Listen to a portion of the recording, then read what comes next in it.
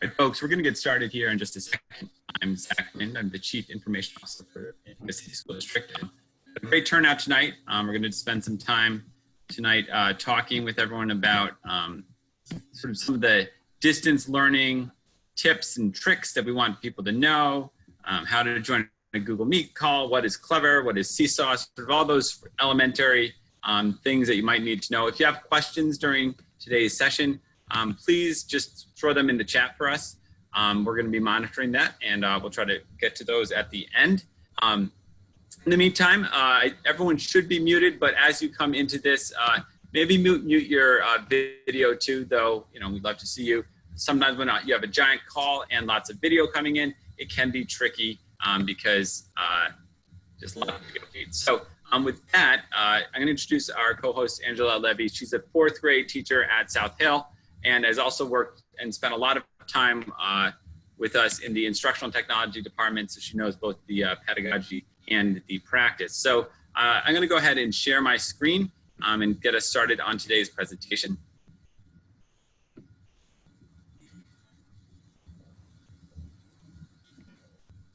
And I will turn things over to you, Angela. Thank you. Everybody can hear me okay? You can hear? Great. Yeah, I am also presenting from my guest room because it's the only quiet place in my house as well. And I'm sure all of you with your children at home can relate to that.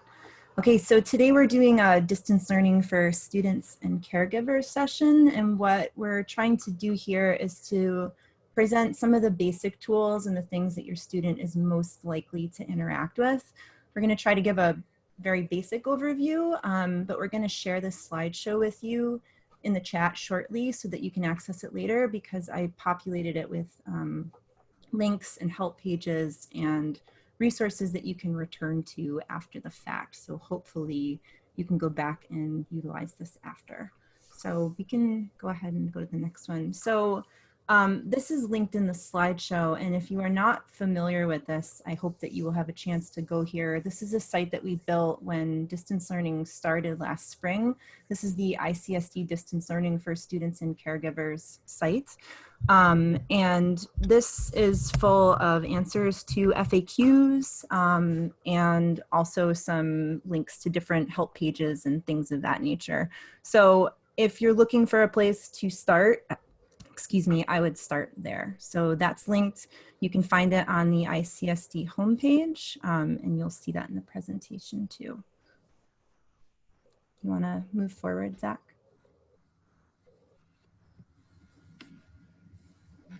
Thank you. Sorry, I went to there we go. Thanks. So the first thing that your student is going to need to do is likely to join a class meeting. And so even though we're using Zoom today, our district uses Google Meet. So there's a few different ways that your child may access that. And I'm going to talk about the 2 ones that are maybe less obvious. The most obvious one is if your teacher puts in a link and you can just click on that. But a lot of teachers are using a Google Classroom link. And if that's the case, the child goes to Google Classroom, they click on their class, and there is a link that's at the top of the stream. And then there's also a link, it has that little video in the classwork page. So those are both places that you can access the Google Meet if the teacher has done it that way. There's another way that the teacher might do it that's on the next slide. And if in fact you need to, whoops, I'll have to fix that after. If you're gonna go through Google Meet, the easiest way to do it is you go to meet.com. You can just, it's just a little quick screenshot after. You click on the button that says join or start a meeting. And then if the teacher has given them either a nickname or a meeting code, you just type that in there. I saw that somebody popped up and asked what grade students get active email addresses. That's 4th grade, but that doesn't mean that they can't access a Meet. So I have a daughter who's in kindergarten, and she was able to get into Google Meets from her ICSD account. Just because they can't use it for email purposes, it still will log them into the tools. So that's 2, 3 ways they do it. You either get a link And a lot of times I know that it wouldn't be emailed to them, but the teacher might post it in Seesaw, which we're going to talk about in just a minute. The teacher might post it in Classroom, or some teachers have decided to email the links to the family. The parent gets it, and then you access it that way. So all of those ways will get your child into those synchronous meetings. I'm going to take a moment to just copy the URL and put it in the chat of those two things, because that's the request. I'm going to just exit this screen for a moment and share this presentation with folks. Thanks. And you know, if you want, I can also take over and share my screen and do it from here too. Oh, if you can, yeah, I'll handle those things. Let me see if I can. No, I can't. And I'm actually going to need to share my screen because I have to go to Seesaw at some point.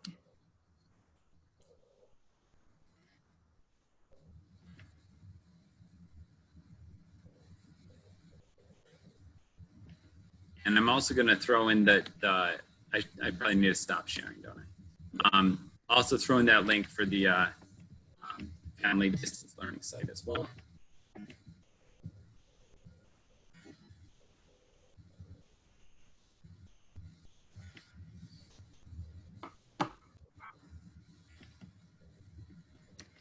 Just quickly while he's doing that, I saw a question pop up if elementary students are not using that platform. I think you're talking about Canvas, and no, elementary school students are not using Canvas. We're only using Seesaw and Google Classroom, and that's based on what the teacher has decided to use, though hopefully a lot of them are using Seesaw.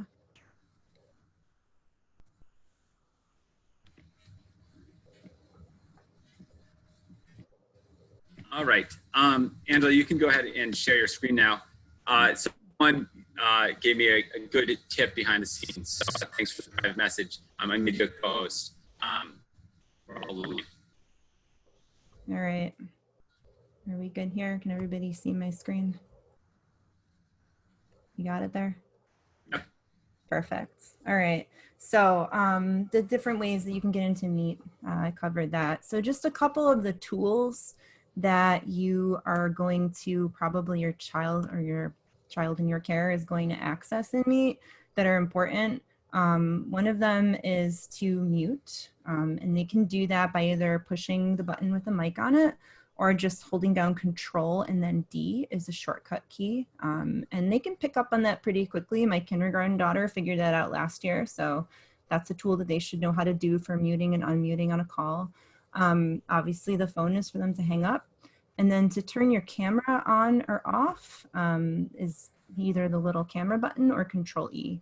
And then up in the corner is the chat. So those are the things that they will mostly use. There's a couple others that I won't get into, but if you go onto the help page at Meet, you can see how they can change their display and do different things like that. Some kids like to have captions on as a support, but these are the main things that they'll need to do: mute, unmute, camera on and off, and leave the call. So next, Clever is something that I would highly recommend that your child uses, whether they're on a Chromebook or if they're using an iPad. All of these are going to be important to use Clever for. So if your child has a Clever badge that looks like a QR code, that's one way that they can log in. Another way is by doing a Google sign-in, but I'm just going to show you quickly. I just took a little video of signing in as my son. It's soundless, but when you open up Clever, when you go to the open up your Chromebook, it's going to go to that page and it'll ask you for the badge. I had it saved on my phone, and then it's going to take you onto this landing page. And from there, the kid can click Seesaw or Meet or anything like that. And the nice thing is that this logs them right in. So I kind of think of it like if you are going into your apartment or your house, you unlock the front door, which is like what this is getting in with the Clever badge. And then you don't need to unlock any other doors to say, go into your living room or your kitchen or your room. So that's kind of what it does. You go in through the Clever door, and then all of the other places that they need to access are just open. So that way they don't have to remember their username or their password or anything like that. And it's just quick and easy for your child to get into those sites. So I wanted to take you on a little tour of Seesaw and show you what it looks like from a student perspective. So I'm signed in as a student and I want to show you what that looks like. All right, so right now, this is what it's going to look like as a student view. So when your student logs into Seesaw, they might be in different classes. And if they are, you'll see that it'll say student in 2 classes because maybe their PE teacher has a class and their general education teacher has a class. If that's the case, they would just click on their name and they would see the different classes pop up right here. And then they can go into the one they want to go into that day. So the main thing that a child is going to need in here is to see their journal and also to see their activities. Let me make this full screen here. So the journal is where any work that they put up is going to be.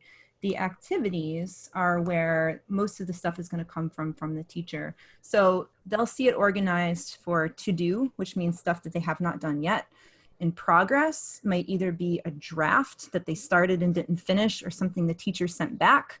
And then there's one for done. So if I wanted to look at something and see what I had already completed, I can see that this work is already done.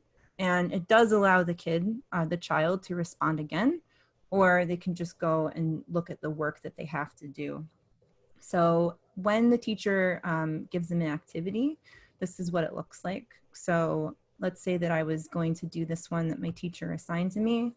I could open it up and it has the instructions that I'm supposed to do.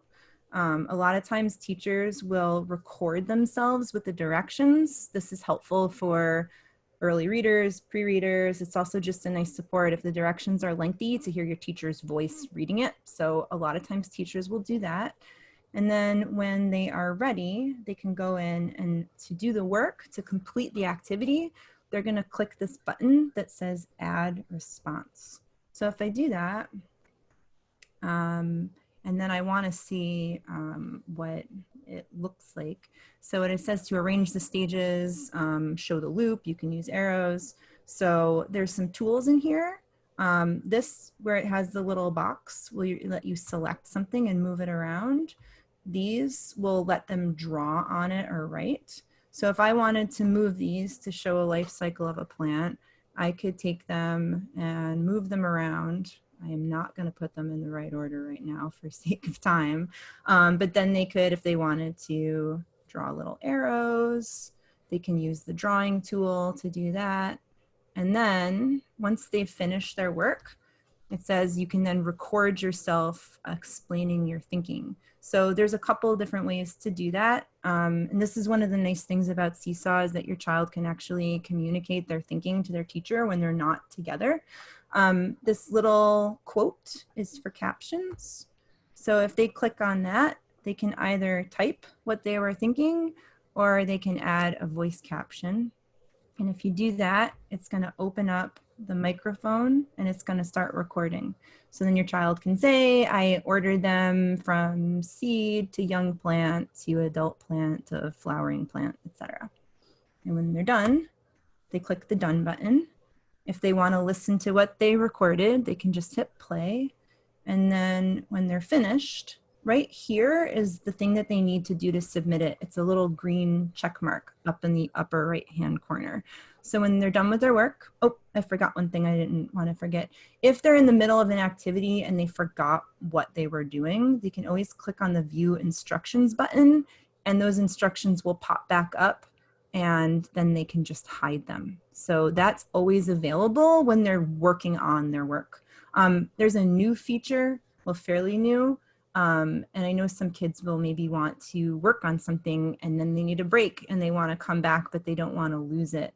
There's a button here to save it as a draft, and then they can come back to it and it will show up in that part that says in progress. So if they need to step away from it and they're worried that their Chromebook battery might die and it's going to disappear, they can save it in the process. So once I'm finished, they can click the green check mark and it's going to upload it. And then an important thing to remember for the student is that they're not going to see it pop up in their journal right away because most teachers have it set up that they have to approve the work. So they're going to see a little banner here that says waiting for teacher approval. And then once the teacher approves it, then they will see it pop up in their journal. So right now, if I went into my journal, I would only see that other activity. Well, I can see that, but the other students can't see it yet. And if the way the class is set up, they usually have it so kids can see each other's work so that they can interact with each other and still have that class community that they can't have if they're not in the same space together. So it kind of eliminates that. One other thing from the student point of view. So again, this is my activities to do. There's ones in progress. I should now see my done showing that I completed it. And it says when it was assigned and it shows that I finished it. The other thing that's important for your student to know how to check is the inbox. So here is where you might see class announcements and notifications. So right here, I know it's a little weird, but I have myself as a teacher and a student just to show you. So let's say that I submitted some work and my teacher wrote back to me, oops, looks like you weren't quite done because I had an assignment that I didn't complete. I could go back into my draft and work on it. And that's one way that the teacher can have like an open line of communication with the student. The other thing, last thing on this brief Seesaw tour, if they're not adding to an activity and they just wanted to add some work, the green plus button is where they add, and this is where they have all of what they call the creative tools. So if your child, for example, did something in their notebook and they wanted to take a photograph of it and upload it, it was just writing they were doing or a drawing, they wanted to share it with their teacher, they could open up the camera, flip their Chromebook over so it, or if they have an iPad, that's the same idea, so that it looks like an iPad. They can take a picture of the work and then they can upload it like that. There's also the drawing, which I showed you, which is that same tool, but instead of having something to work on, it's just a blank canvas. In here, they can add text. They can actually record themselves, which is like making a screencast almost. So if you do this, you can record your voice while you're creating. So if they wanted to show that they were, you know, they wanted to explain their thinking on a math problem and they're making pairs to get up to 200. That'd be funny if my math was wrong here. It's recording them as they're doing it. And you see it says recording at the top, and then they can click done. And what that's going to do is save as like a little movie, and you can hear the child working while they're creating, and then it will send it to the teacher like a little movie documenting their work. And then they would submit it the same way, green check mark, and then it'll pop up saying waiting for teacher approval. So very quickly, the other things they can do, they can upload anything that they have saved. If they're working on a Google slideshow for something, if they had a photo from somewhere else, if they need a video from somewhere else, they can share that. The note just looks like notebook paper, and then they can type on that. I don't want to add anything. And then the other thing they can do is, let's say that they were working on something in Scratch or Adobe Spark and they made a video. They can just put a link to it and they can share it there. So essentially, really anything that they're creating digitally or anything they're creating physically that they can photograph, they can share with their teacher that way through these creative tools. So I know that was a lot, but if you go back into, how do I get out of full screen on this? I'm stuck, Zach. I'm stuck in full screen. Oh, you can just stop sharing. I'm gonna pause share for a second. There we go. It was hiding behind my controls. And I lost my train of thought. So I know that there's a lot more that your child can do with Seesaw. I'm gonna resume sharing here. We back? We're back. All right. So on here on the bottom, there are plenty of places that you can look at the family help pages that will answer a lot of your questions for the creative tools and the things that your child can do in Seesaw. So thinking about it from the adult point of view and what you will see, not from when your child is doing it, but from when you're doing it, on the family side, your teacher or your child's teacher hopefully will invite you to join the class. And if they do that, you're going to get either an email or a text message that's going to ask you to connect to your child's journal. And when you click on that, if you don't have an account, and some of you already do and you're connected, it's going to prompt you to create an account, and then you'll join. And then after you have joined, there's a couple of things that you can do. You cannot post work, whoops. But what you can do is you can add text or voice comments to your students' work, but you can't post to their journal. So underneath, you're going to see it pop up. If you're on social media, it's going to look like a little Facebook or Instagram feed, but your only friend is your child in your care. And so you'll see their work. You'll see what the teacher said if they commented, and then you can type your comment. Or if you click on the little microphone, you can do a voice comment, which is also nice for kids that can't read yet.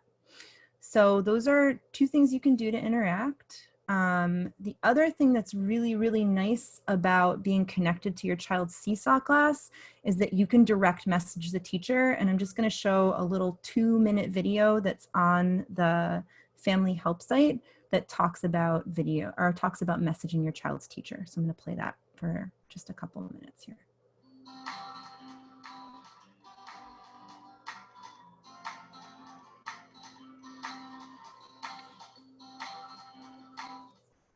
Hi, I'm Natalie. Today I'm excited to show you how to message your child's teacher in Seesaw. After a teacher sends an initial announcement to the class, a family member can send a message to the teacher. This message is private and only viewable by the teacher and that family member. Please make sure to update your Seesaw app on your mobile device or tablet to the latest version for access to all messaging features. Right now, I'm signed into a family account using the Seesaw Family app. You can also sign in as a family member on the web. As a family member, you will receive a push, email, or SMS notification from Seesaw for every new message from the teacher. When I tap the inbox icon here, I can see I have a new message from my child's teacher. I can see that this message has an attachment. If I click on it, I can view it in a different window. You can respond by typing in a text message to the teacher.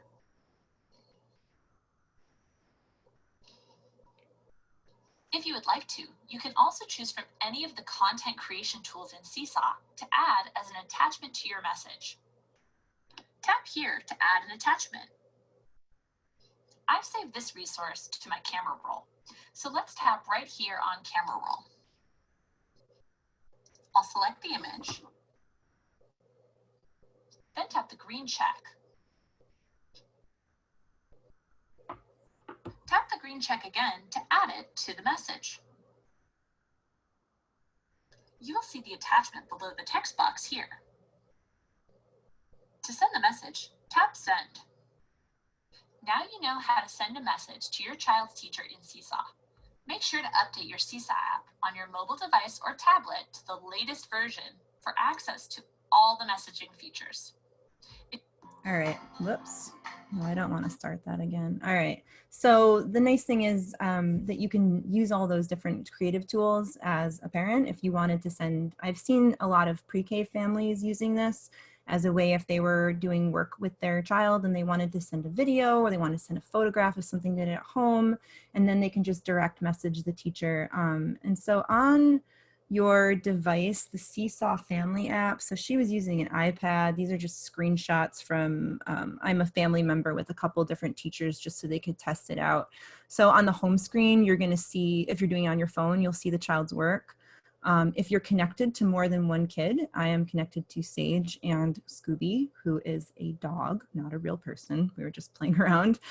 You'll also see notifications that'll pop up. And if there's activity in your children's journal, they're going to pop up right there. And then when you're writing back and forth with the teacher, it's just going to kind of look like a text message thread, and you can just quickly shoot messages and communicate back and forth that way. So that's most of Seesaw. And I want to do a really super quick bit about Google Classroom because some students are using that too. So for Google Classroom, to join a class, there's a couple ways that they can accept an invitation. One of the ways is that they can just go to classroom.google.com. They will see a class they've been invited to, and they just have to click the join button. Another way they can do it is if their teacher shares a class code with them, they'll again go to classroom.google.com. They'll hit the little plus button that says join a class, and then they'll either type or paste a class code that the teacher has sent them. And this is only students can join Google Classroom, and it's only ICSD accounts. So parents aren't able to get into those classrooms. A couple things, if there's assignments on Google Classroom, it's going to look a little different than activities in Seesaw. Sorry about that. One thing you can do is look right on what's called the card. So if they go to Google Classroom, they'll see a little card and it will tell you what's due, and you can click on that assignment right from there. The other way you can do it is when you're in Classroom, there's a couple tabs that'll say stream, classwork, materials. On the classwork tab, it's going to say view your work, and they can click on that and see it. They can also look at it as a calendar and see what's due when, and then they'll be able to do that. So when you're trying to turn in an assignment, the way that they do it is they go to the classwork page, they go to the assignment, they click on the image with their name and open the file. Oftentimes there'll be like a Google Doc or something that they want them to modify. They do their work, and then there's two places to do it. Right on the doc that was assigned to the child, they can click turn in, and then they will confirm, do you want to turn it in? Yes. The other thing they can do is right in the assignment page, there's a button that says turn in, and then they'll follow those same steps. So with this and with all the other things that I just talked through super quickly, there are links that will take you to help sites that can give you that information again with screenshots and pictures and everything like that. So just quickly wanted to plug that if you are having issues with devices, with everything like that, there is a family support line where you can call and leave a message. You can also click on this link and submit what's called a tech ticket, which will be essentially, you know, you can say what's the problem and somebody will take care of it for you. So we wanted to open it up to questions that you had for the next, 30 minutes or so. So I wanted to get through that, and then Zach, if you want to let me know some questions that maybe we can answer. Yeah, I've been collecting these questions, so I have them. Many of you have been asking questions. I've been collecting them as we went. So Angela, you can probably stop sharing for now. I'm going to talk about a few things, and then I'm going to talk about the question that you all have. I will try to catch up to all the questions. I recognize with 200 plus folks on this call, it can be hard to get everyone's questions. So if we don't get your question, it's not personal. It's just a small issue. So a couple things I want to show real quick. Share my screen. Long screen. Try that again. There we go. And so when our students go to, there's a lot of questions about Clever, okay? And I just want to show people a couple things about that. Here's the things to know. Clever is going to load on any student device, whether or not, iPad or Chromebook, but also Clever will load on any web browser. It doesn't even have to be your device. So anytime you get to Clever, there's a unique URL, which we push to all of our students, but it's clever.com/in/ICSD, right?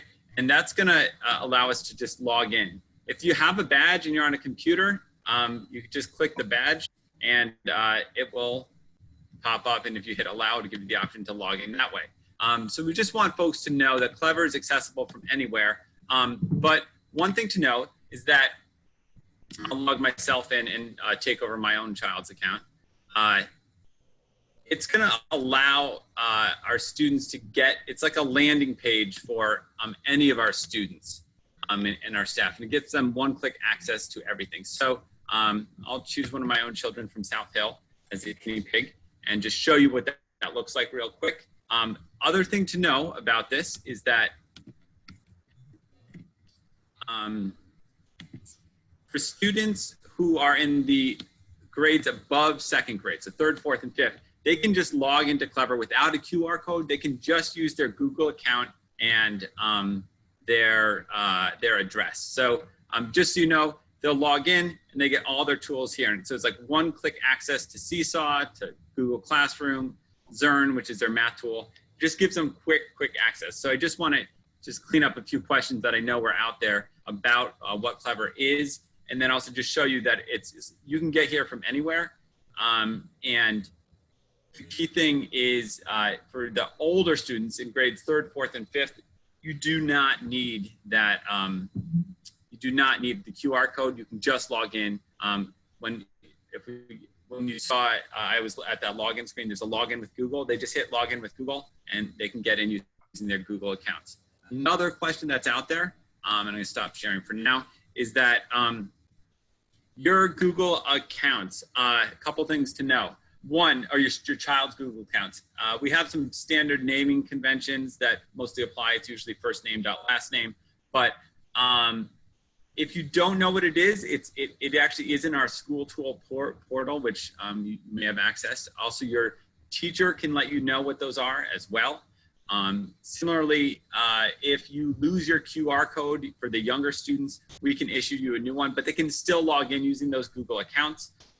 There's a question out there for QR codes. We can send you a digital QR code, and you can just hold up a phone to the screen, and that works as well. So just know that if you're trying to access Clever on a different device, you will need to download the Clever app, but for everything else, you should be good. So I'm going to go pivot to the questions now. Key things are things that folks are asking about.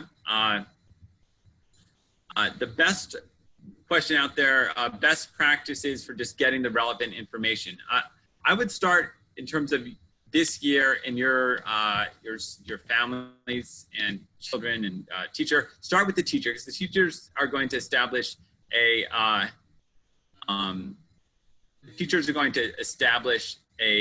location where they're going to post most of their information. So for most teachers, it's going to be a Google Classroom or a Seesaw Classroom. But there may be a few other teachers out there that do things a little bit differently.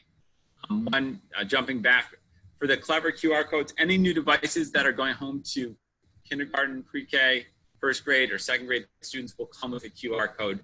It'll just come with it. It'll be in its package. So, I just want to add one thing about the QR codes too. oh yes, please do. Yeah, when the child is logged into Clever, there's a little button where it says download the QR code. And also what a lot of teachers chose to do was to text or email the QR code to parents, so that way they can just have it on their phone. So I have both of my children's badges saved as an image in my camera roll, and then I just hold my camera up to the screen because I've printed out about 6 of them, and I keep finding the Clever badges around my house. So you can keep it digitally, and it works that way too. All right. All right, so moving on to some more questions. There is a question about sort of logging on for the first time if you have a student and device. The key thing is figuring out your student's email address. If you don't have a QR code and you just have a device, you'll want to know the student email address. And you can get that from School Tool, you can get that from your teacher, you can get that from the front office of your school. And then if you don't know what their student ID number is, again, you can reach out to any of those folks and they can give that to you as well. So there's a lot more we can do with that. That's the simplest way to get that information to you all. All right, moving on to another question. There's questions about getting rid of previous year Seesaw classes. Your students' old classes should be automatically archived, but always available. And then Angela, in the teaching app, the parent app, it will also archive, correct? Yeah, correct. So there's a window of time after the end of class. I think it's 90 days or something like that, where you can actually download a zip file of everything that the student posted. And if you miss that window and you want to contact your child's last year teacher, they can always unarchive it and get that for you if you are sorely missing their last year's work. So it's always available. Just because we kind of tucked it away, we can still get it back. All right, a lot more questions coming in. The next question is about internet safety. Every device we send home is what we call SIPA compliant, which is the Child Internet Protection Act. And we have a set of filters on all these devices to sort of block students from accessing content that's inappropriate. That comes with one caveat that I think is really important to know, and I say this as a parent who has two elementary school daughters who have devices, is no filtering system is perfect. So the set it and forget it model doesn't quite work. So we review logs and filters, and if things come to our attention, we certainly address it. But we just want folks to know that it's strongly encouraged that you take the time to sit with your child, see what it is working on these different devices. Communicate if you have concerns with your teacher, communicate with your principal, and if necessary, there are times when you can get involved. So just know we do filter, and all these devices are provisioned properly, but the internet is a ever-evolving tool that is not always possible to filter 100%. So just want to put that out there. There's a couple questions about iPads. Just want to make sure. Oh, am I breaking up? It's because I'm in the basement. I live in rural Danby. I apologize. I can try to connect with audio if it becomes a bigger problem. All right. So a couple questions about iPads. We are doing our best to get those all out to folks by Monday. There's been some international supply chain issues, so we're just getting a hold of them, and we're going to turn them around as fast as we can. So our hope is to get them out to everyone over the weekend, but more to come on that. A lot of this is a little bit tough to control. So we're hoping to get all those iPads out to folks over the weekends. All right, some more questions in the comments. Let's see. Oh, Google Classroom versus Seesaw. That tends to be a teacher choice in terms of who's going to use what. We give at the elementary level for what we call our learning and teaching learning portals. You can use Seesaw. You could also use Google Classroom, and it tends to be a preference. Google Classroom is designed for an older student. It's probably more text-based, and Seesaw is more sort of icon and image-based. It's a little more intuitive, so we encourage particularly our younger grade teachers to use that tool. But just know it tends to be a teacher choice at that level. Yeah, I wanted to add one thing about that too, Zach, because some teachers are going to use them in concert, but they might have one be a landing pad. So one thing that I'm planning on doing for my class starting this year is I might have them say start in Google Classroom, and then from there, if they have things to do in Seesaw, the teacher can link their Seesaw activities in Google Classroom and it'll take them right to it. So your child's teacher should establish what's going to be the landing pad, so to speak. So they will say check Google Classroom and the schedule for the day is there, or I'm going to post the schedule for the day in the Seesaw announcements. But they will decide if they're going to use both. I'm definitely using both because some things are easier to do in classroom. Like if I'm assigning a writing activity and we're going to be working on a doc, you doing feedback and multiple drafts, that works great through Classroom. But a lot of the activities and the ways that they're going to share their work and have communities through Seesaw. But your teacher will establish where is the place to go to, and then they should make sure that it's organized so that all that information is in that place. And they can do that through Seesaw. They can do that through Classroom.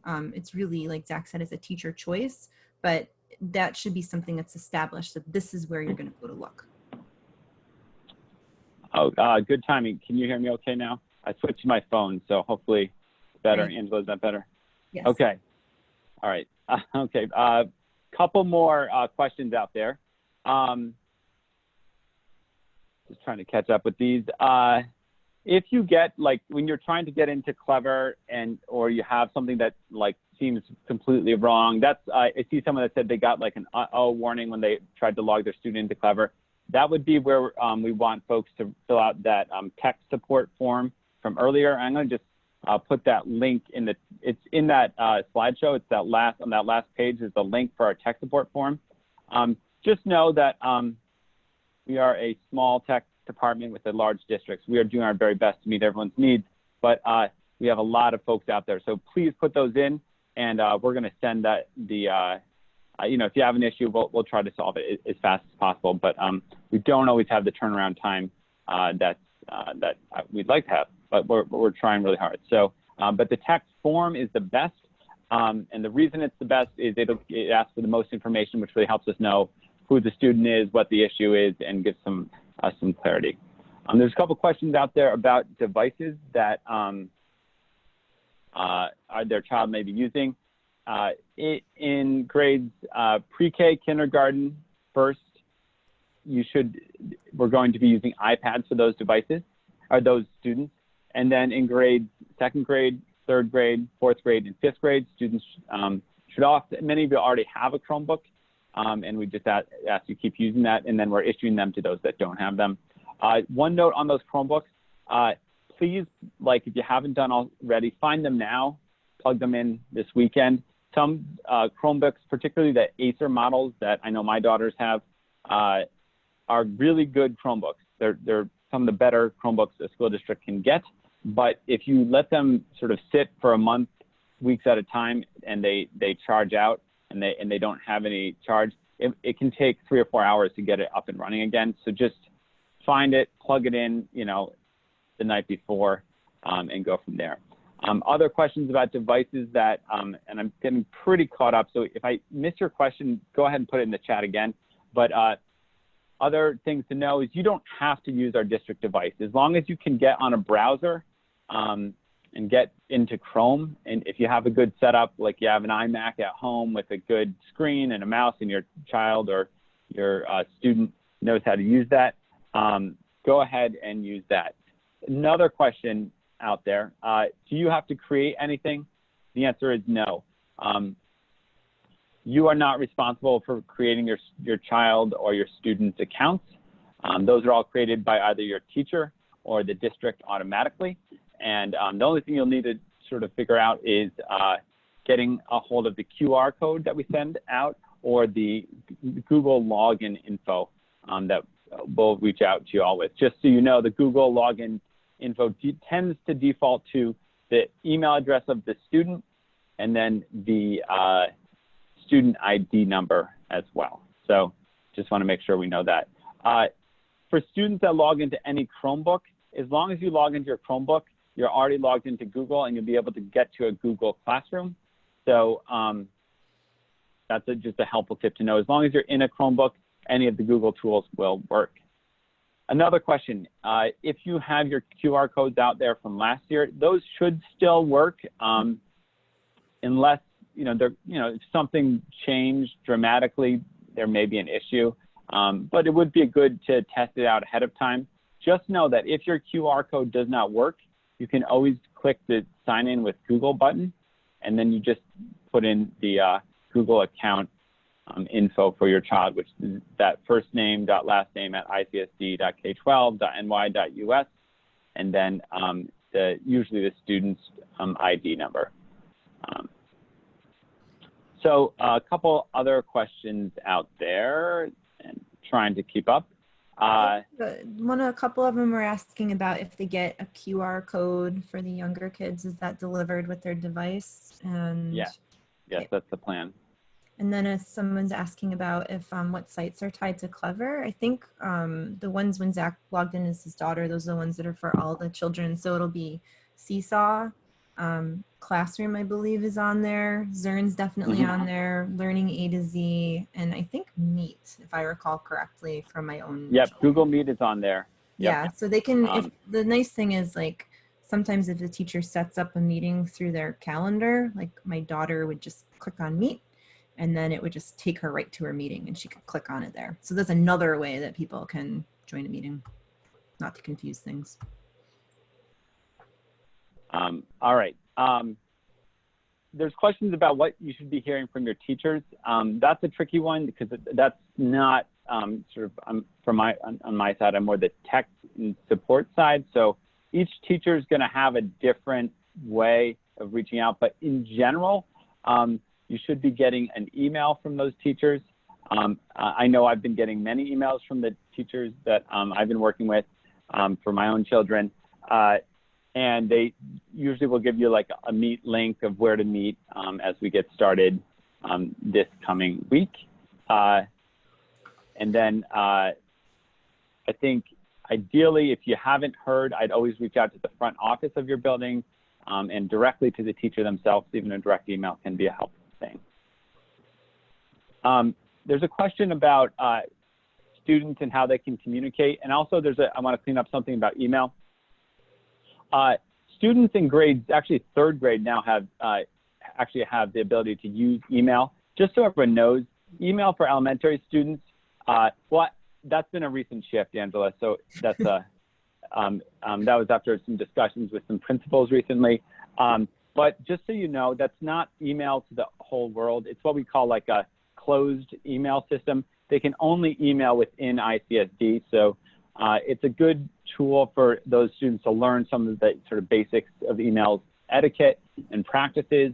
And just know that like you're not going to be able to send an email from outside ICSD into a student in ICSD, but they can use that to communicate with their teachers and sort of send a message that way. Also, Google Classroom and Seesaw have messaging ability to message with teachers as well. So just know there's a lot of that out there that can be helpful.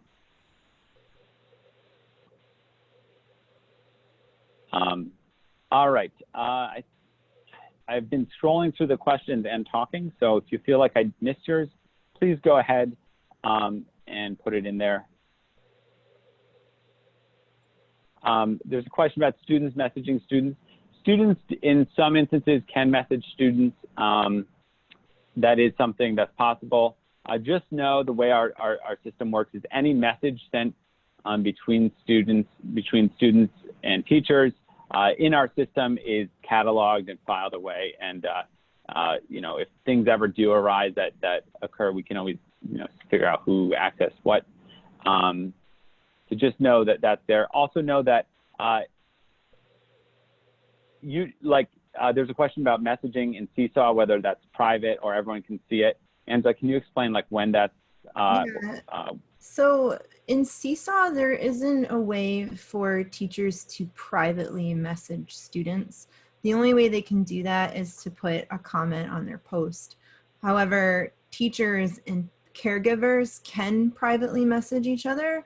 And that's only becomes available after the teacher opens the line of communication.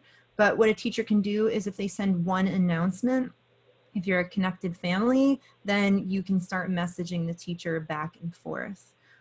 So that's the way that they would communicate that way. And there are ways, and I know some people are wondering about, if there was some work where it's, some work they would want it to be a community thing, and some they wanted to just go to a teacher if they were practicing or it was an assessment or something like that.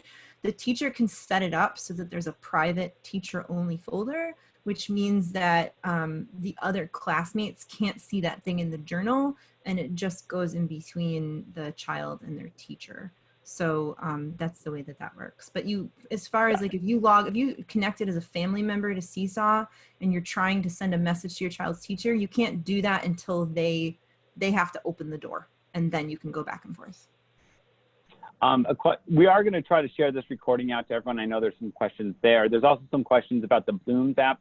That's not something that we as a district, like as a large district, have been using, but it is highly possible that individual teachers have set that up to communicate with the family, that's generally okay, but it's not something that's like centrally that we manage.